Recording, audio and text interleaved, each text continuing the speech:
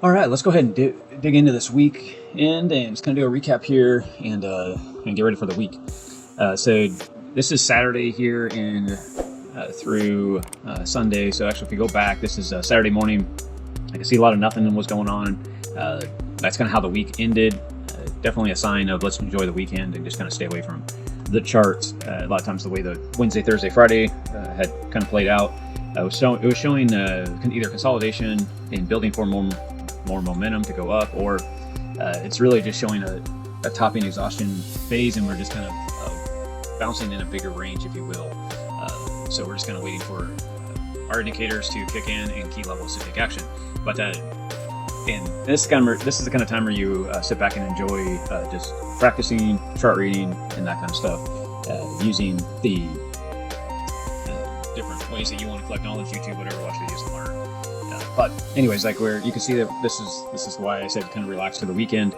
So we have just a sideways price action right through here. We kind of just forced a high of 107,400, and that low was about 107,100. So they're going on now.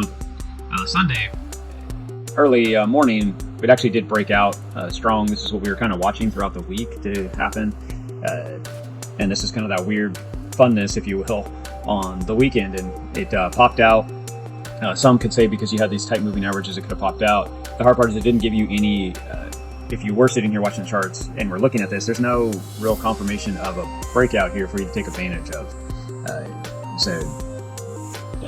Depending on what system you're running, the way all the stuff I talk about, there wasn't any real clear breakout besides just tight moving average. Now this could have just easily started to break out and then just come down on you too. That's why I said there's really no clear indication. That's what we're looking for, strength. So we broke out, ran up, got into the early Sunday morning where we would have been awake here in the States, and by then it actually lost the 21 here in the 15.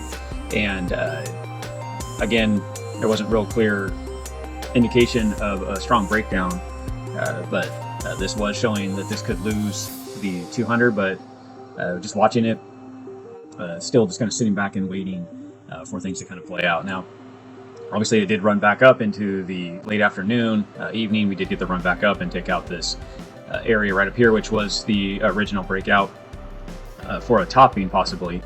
And if you're looking at this, and this is higher than this high, so there's a higher high, a lower high, and then this high is lower than this high. So you have divergence going on.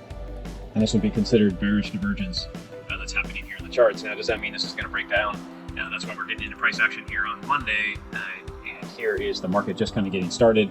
So we'll go ahead and mark up our charts here for Monday and kind of look for some key breakout levels and let the price action tell us what it wants to do here. And what we want to see is, are we going to break out and hold strength and then run up, maybe double top up here, break this bearish divergence that we had over the weekend? The price. I know for myself, I like to look at the weekends, like I said, is just kind of noise. So for me to see this bearish divergence, it is going to be in the back of my mind because it is important. But it may not be the true trade so far of today. This could actually build, this could make another lower high than what we already saw. So this could be a continuation of just a downtrend here, but yet this keeps going up, which is going to build a stronger move down for us. And during the week, it could set that up here and today or tomorrow. Could be just a quick spike up, create a little higher high than this, and then this will be lower and we break down. So that's just kind of stuff we're looking at. I went ahead and built out the next week that we're having some main levels for. This is the high of last week's candle, the one that just closed on Sunday there.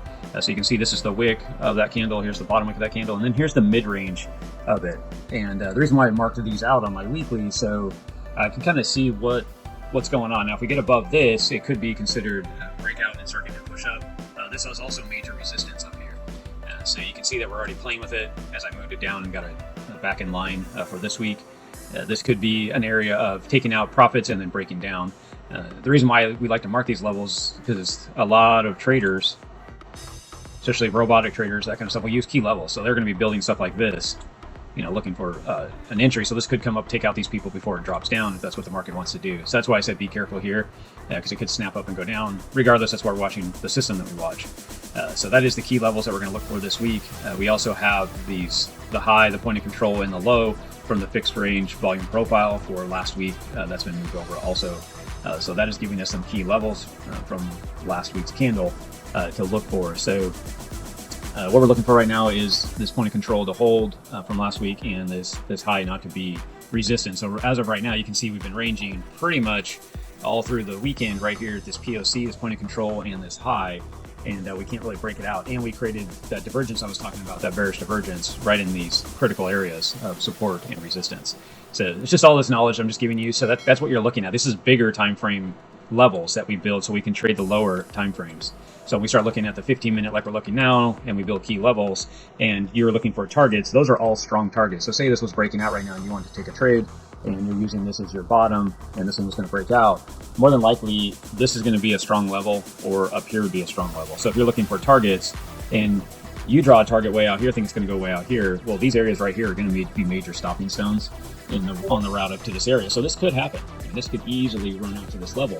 But you want to be cautious of these areas, because what you don't want to see it do is build this left shoulder head, and then the right shoulder is going to be literally in these areas that I'm just pointing out to you. So what price action will do is it'll go up, reject in this area, and then go down. And if you put a trade on like I just put on here, this is your profit area, and you don't want to let all that profit go and get back to zero and then get stopped out, because this could have still been a nice solid valid trade before we break down. So we are looking at this on the 15-minute right now. This is kind of being confirmed because, like I said, the lower high, higher high, and then the higher high, the lower high, definitely divergence going on. They're going against each other, and it is kind of telling you that this could be a right shoulder build throughout the day. So we'll just kind of have to see how it plays out, and we'll go from there. So that is a quick weekend recap. Not a lot going on, like I said. There is definitely weekends of trade. Just we definitely want to have more price action and movement in the charts. So we'll go ahead and get our daily market report kind of built out and get some key levels built on here for this Monday, and then that way we can recap the day for Monday and have some key information. So thank you guys. We'll be talking to you soon.